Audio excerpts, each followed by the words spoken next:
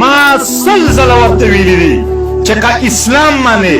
راشه علما به سره کښېنوو په شریعت کې دی وګوري چې کوم حق مو کېږي هغه راکړه چې کوم مو نه کېږي دا علما به فیصله وکړي زموږ په علما امین دی مني یې شریعت اسلام مني که اسلام نه منې دا خپل جوړ کړی پیرنګی آیین منې راشه په دې کې به سره وګورو چې کوم حق مې کېږي هغه راکړه چې کوم مې نه کېږي هغه مه راکوه که آن منې روایات منې دلته ملکان شته جرګه مار خلک شته دی جرګه به کېنوو په جرګه را سره وګوره و محترمو خلکو نه اسلام مني نه آیین مني نه جرګه مني په لاس کې ټوپک اخیستی دی په لاس کې خلک ساتلي دي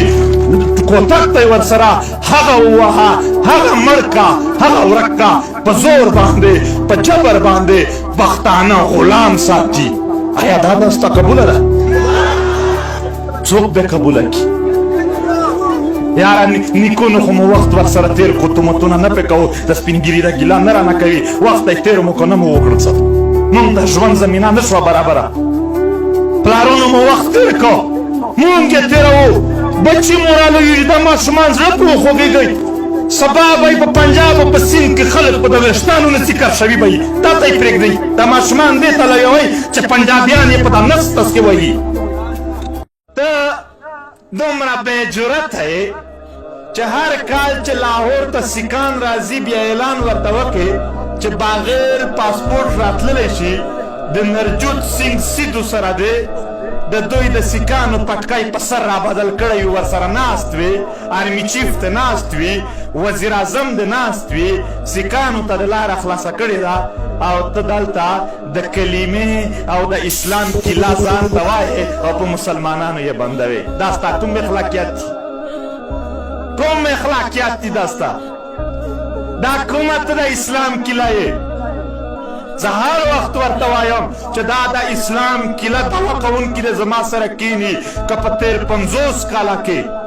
په کفارو نه زیات مسلمانان دوی نه وژلي بیا دې راشي ماته د سزا راکړي 10 لکه بنګالیان مسلمانان چا ووژل په لکونو افغانانو وینې باندې د چا لاس سره دي چا ډیلونه پرې کړي دي بلوچ تر اوسه پورې نسل کشي څوک کوي د سندیانو خلک چا ورک کړي دي دا هغه خبرې دي چې د دوی هیڅ اخلاقي حیثیت نه دی پاتې دوی تش په نام باندې د اسلام دعوه کوي د اسلام د ورورګلوۍ دعوه د ظلم دپاره موږ د چا سره نه منو د اسلام د ورورګلوۍ دعوه به د انصاف دپاره د عدل دپاره او د اسلامي اخوت دپاره وي داسې مسلماني نه چې ته به دلته ظلم کوې زه چې کله لاس در وړمه بیا به ته ووایې چې دا خو زه او تا خو مسلمان وروڼه یو نه په اسلام کې هم بیا ظالم ته لار لیکلې ده چې د ظالم سره به څه کوې زورور نه یې دومره تکړه هم نه یې ننګیالی هم نه یې خو کاش چې پښتانه بې اتفاقه نه وای تا ته به ستا زور مونږ بیا درښودلی وای چې ستا زور دی څومره محترمو زمونږ دشمن طاقتور نه دی زمونږ دشمن دومره تکړه نه دی پښتون ډېر بادر دی پښتون چې یو ځل میدان ته لاړ شي بیا که بادر وي که پیاوړی وي که نه وي خو تربور لري پیغور لري واپس نه راځي ستا دشمن د پیغورونو نه ډېر مخکې تللی دی هغه یې په دې کې څوک نه دی چې چرش یې څه وکړل پښتون چاته پتلون نه دی ورپاتې شوی په بنګال کې د دوی پاتې و پښتون تربور لري غیرت لري ننګ لري پیغور لري چیرې هم پر شا نه راځي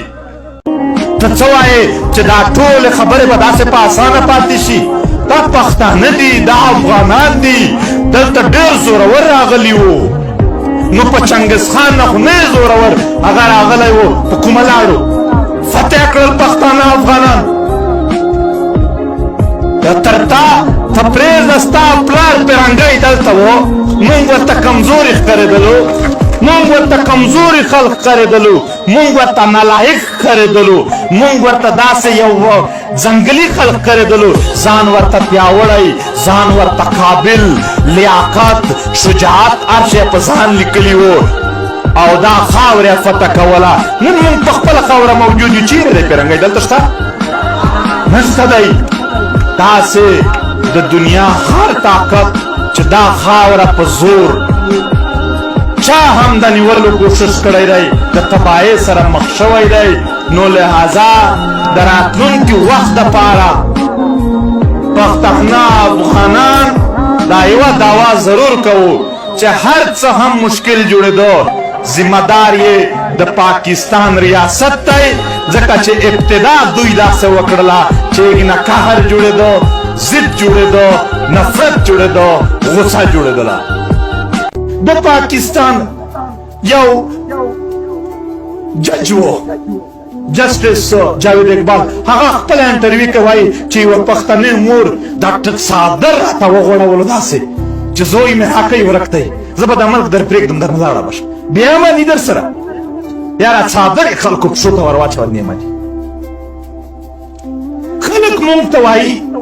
چې تاسو جذباتي شوي یئ. نو څه مو کړي دي؟ دوې نارې مو ولې دي؟